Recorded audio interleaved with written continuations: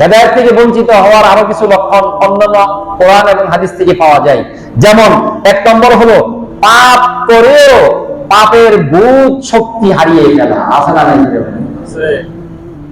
পাপ করছে এবং পাপ করার পরে কোনো অনুশোচনা নাই, বুঝতে হবে আল্লাহর পক্ষ থেকে হেদায়েত এখনো জুড়ে নাই। পাপ করার পর যদি অনুশোচনা হওয়ার মতো যোগ্যতা, যে আমি গুনাহ করছি, নামাজ পড়ার পরে যদি আফসোস না হয়, বুঝতে হবে হেদায়েত থেকে বঞ্চিত। কথা কি না? আমাদের সমাজে বহু বেনামাজি আছে, 40 বছর হয়ে গেছে নামাজ পড়ে না। নামাজ পড়ে নাই কেন? এর জন্য তার মনের মধ্যে কোনো বেদাও নাই। কথা কি না? নামাজ পড়ে না, নামাজ পড়া না পড়া, নামাজ ছেড়ে দেওয়া, এটা কি ছোট বড় পাপ নাকি অনেক বড় পাপ? কি ছোট পাপ না বড় পাপ? মিথ্যা কথা বলা কবিরা গুনাহ না সগীরা গুনাহ? দিনের পর দিন, রাতের পর রাত মিথ্যা দিয়ে আমার জন্ম, এরকম সাহসী অনুতপ্ত নাই। বুঝতে হবে ওই হেদায়েতের ওই অন্তরে নাই যে অন্তর গুনাহ করার পরে, পাপ করার পরে পাপের বোধ শক্তি হারিয়ে ফেলে।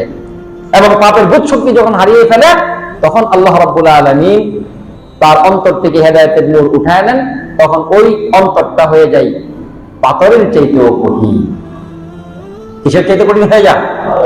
আল্লাহ রাব্বুল আলামিন এই কথাটাই বলছেন, ثم قست قلوبكم من بعد ذلك فهي كالحجارة أو أشد قسوة وإن من الحجارة لما يتفجر منه الأنهار। কি হলো তোমাদের? পাপ করে হৃদয়টাকে এমন ভাবে তোমরা পাষাণ করে নিয়েছো, তোমার অন্তরে মরণের ভয় নেই, তোমার অন্তরে কবরের ভয় নেই, তোমার অন্তরে হাসরের কঠিন অবস্থার কোনো চিন্তা নেই, যেন তোমার পাথরটা কাল হিজারা, শক্ত পাথরের মতো, তোমার অন্তরটা যেন শক্ত পাথরের মতো।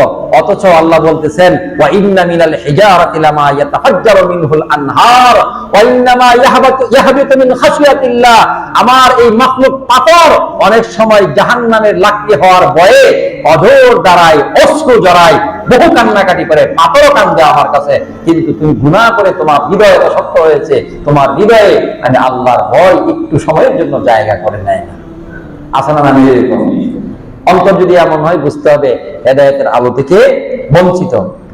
2 নম্বর, আমল করলেও আমলে অবহেলা আসবে। কি আসবে বলেন? আমল করবে, নামাজ পড়তে আসবে, নামাজে অবহেলা, নামাজ পড়তে আসবে অবহেলা, দাঁড়াইবে অবহেলা, কখন তাড়াহুড়া করে সেজদা দিয়ে চলে যাবে। এই অবস্থা যদি কারো পরিলক্ষিত হয়, বুঝতে হবে হেদায়েত থেকে এখনো অনেক কি আছে? দূরে আছে। আল্লাহ রাব্বুল আলামিন বলেন, নামাজে এসে অলসতা করা, কোন ইবাদত বন্দেগীতে কইরা গাফলতি করা, এটা মুনাফিকদের আলামত। কিসের আলামত? আর মুনাফিকরা আল্লাহর হেদায়েত থেকে বঞ্চিত। আল্লাহ বলেন, ওয়া ইযা কামু ইলাস সালাতি কামু কুসালা ইউরাউনান নাস ওয়া লা ইয়াযকুরুনাল্লাহা ইল্লা কালিলা। আল্লাহ বলেন, যখন ওয়া ইযা কামু ইলাস সালাতি, এরা যখন নামাজে দাঁড়াবে, কামু কুসালা, নামাজে অলসতা করবে। কি করবে? অলসতা করবে, নামাজের মধ্যে কোনো মহব্বত থাকবে না। এটাও হেদায়েত থেকে বঞ্চিত হওয়ার এক আলামত। 3 নম্বর আলামত হলো ওয়াজ নসিহত শুনবে, দিল পর্যন্ত পৌঁছবে না। কি বলছি বলেন?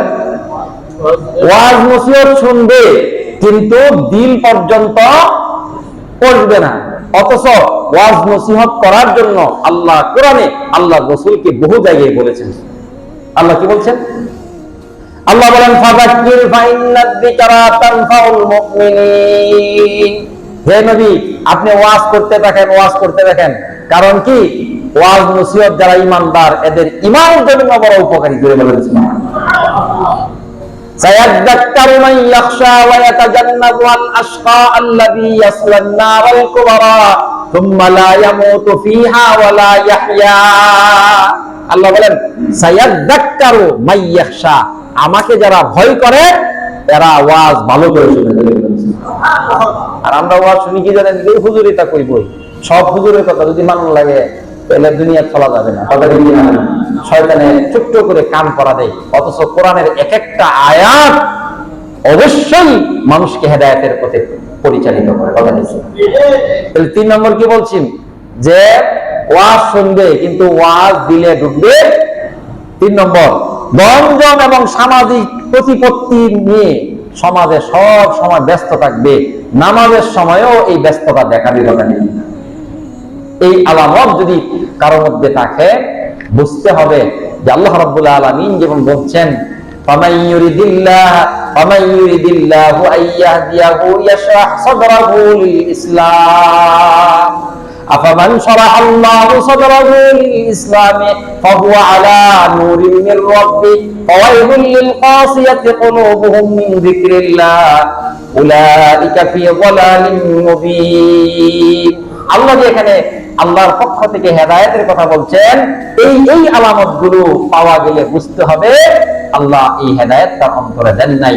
আল্লাহ আমাদেরকে এই আলামত থেকে নিজেদের অন্তরকে প্রতিপত্ত করে দুনিয়া বিমুখ হয়ে আখিরাতমুখী হওয়ার তৌফিক দান করুন। আমিন। সুবহানাল্লাহি ওয়া বিহামদিহি আশহাদু